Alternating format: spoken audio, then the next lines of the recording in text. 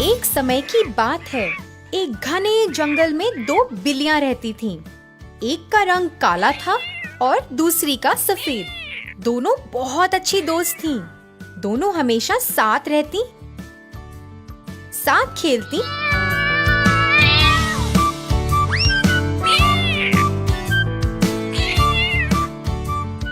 और साथ सोती भी थीं। कभी भी दोनों अलग नहीं हुईं। एक दिन दोनों बिल्लियों को जंगल में खाना नहीं मिला।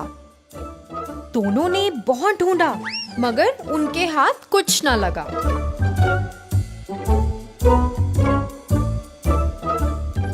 फिर काली बिल्ली बोली, दोस्त, मुझे लगता है जंगल में खाना नहीं है। हमें शहर में जाके ढूंढना चाहिए। सफेद बिल्ली ने ये सुनकर हाँ कहा। चलो हम शहर में तलाश करते हैं।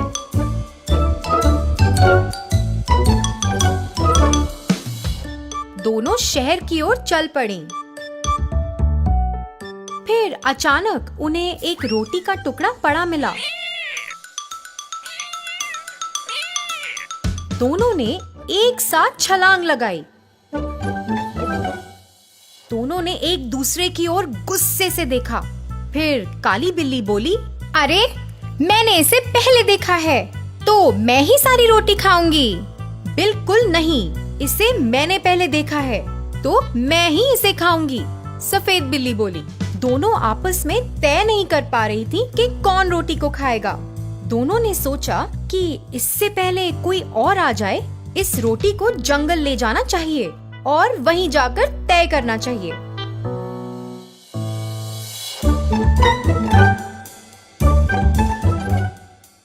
जब वो दोनों जंगल में वापस आईं, तब भी तय ना कर पाई। दोनों आपस में लड़ झगड़ रही थी, मगर तय ना कर सकी। वहीं पर एक बंदर बैठा हुआ था। उसने दोनों को लड़ते देखा।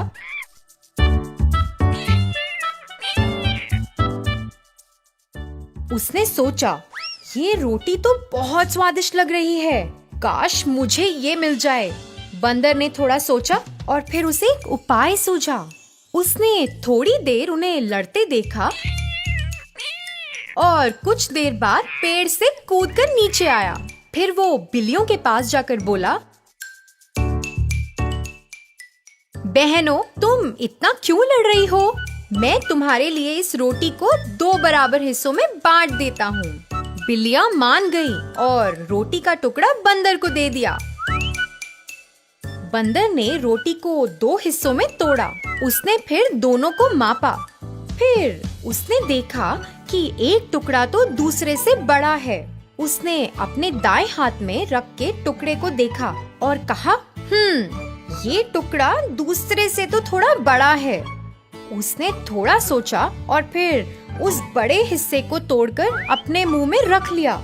बिल्लियां देखती रहीं, पर कुछ नहीं बोली। फिर उसने अपने बाएं हाथ में रखे टुकड़े को देखा। फिर बोला, अरे अब तो ये टुकड़ा दूसरे से बड़ा है। उसने उसमें से बड़ा हिस्सा तोड़ा और वापस अपने मुंह में रख लिया। बिल्लियों ने वापस बंदर को देखा, मगर कुछ नहीं बोला। बंदर ऐसे ही रोटी के टुकड़े तोड़ता गया,